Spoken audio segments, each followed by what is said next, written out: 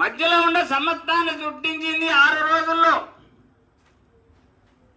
ఆయన సింహాసనం 7 భూములు 7 ఆకాశాలు చుట్టేసి ఉంది. ఆయన కూర్చుండే సింహాసనం. మరి ఆయన ఎంత ఉండాలా?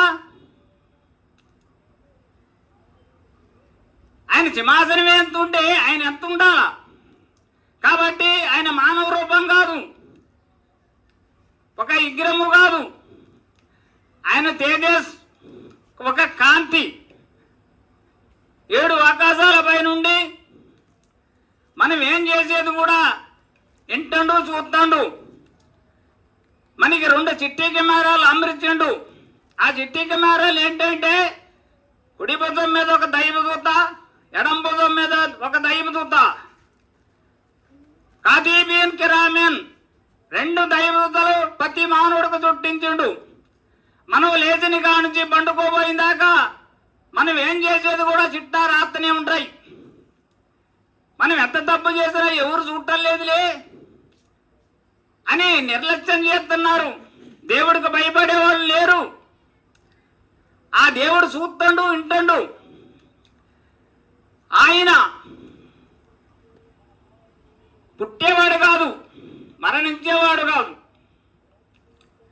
కుల్హు అల్లాహు అహద్ అల్లాహు సమద్ లమ్ యలిద్ వలమ్ యూలద్ వలమ్ యకుల్ లహు కుఫువన్ అహద్. ఆయన ఒకే ఒక్కడు. ఆయనకి తల్లిదండ్రులు లేరు, భార్య పిల్లలు లేరు. ఆయన ఎవరికి సంతానము కాదు. ఆయనకి తినే పని, తాగే పని లేదు, నిద్రపోయే పని లేదు, కునుకు తీసే పని లేదు. ఆహారం పెట్టేవాడే కానీ తినేవాడు కాదు. ఆయనే కునుకు తీసి నిద్రపోతే ఈ చుట్టి అల్లాకులోలం అయిపోద్ది, చుట్టి నడవదు. ఆయన ప్రతి సెకండ్ కూడా ఏదో ఒక పనిలో నిగమగ్నమై ఉంటాడు. ఆయన 7 ఆకాశాల పైన 70 పర్దాల మధ్యలో నుంచి వచ్చే కాంతితోని లక్షలాది దైవదూతలు చుట్టించుతాడు ప్రతిరోజు. ఆ దైవదూతలు ప్రతి చెట్టుకి, ప్రతి మనిషికి, ప్రతి చెట్టుకి ఒక దైవదూత ఉంటుంది.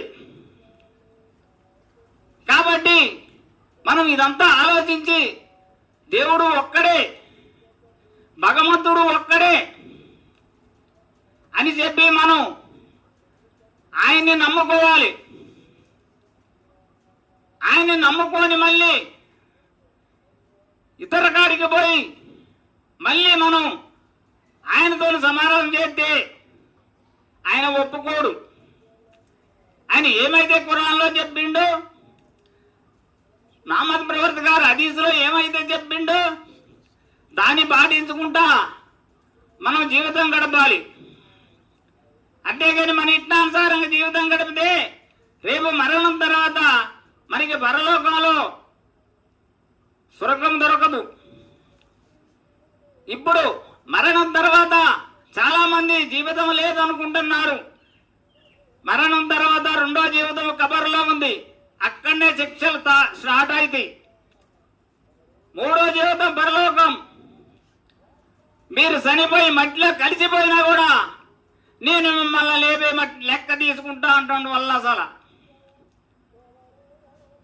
మరి ఇదంతా తెలుసుకోవాల్సిన బాధ్యత మన దగ్గర, మన భయం ఉంది. కాబట్టి దేవుడు ఒక్కడే నమ్మి మనం రోజుకి 5 సార్లు ఆరాధన చేస్తూనే ఉండాలి. మనం ప్రతి ముస్లింకి 2 పనులు ఉంటాయి. ఆ 2 పనులు ఏంటంటే, ఒకటి ఆరాధన, రెండోది మన జీవితం గడపడానికి పని. 2 పనులు ఉంటాయి. ఫస్ట్ పని ఏం చేయాలంటే మనం లేవగానే అల్లాహకి ఆరాధన చేయాలి. తర్వాత ఏ పనులు చేసుకోవచ్చు. అల్లాహకి ఆరాధన చేసిన తర్వాత మనం ఎక్కడికి పోయినా మోక్షం కలుగుద్ది. కానీ మనం ఇది తెలుసుకోవాలి. ఈ జీవితం ఏంటి? నీటి మీద ముడక లాంటిది. ఈ నీటి మీద ముడక లాంటి జీవితం ఇది టెంపరవరీ జీవితం, పర్మనెంట్ జీవితం కాదు. కాబట్టి ఇది మనం తెలుసుకొని ఇంకా గంటలో ఏం జరిగేది కూడా తెలియదు, రేపు ఏం జరిగేది తెలియదు.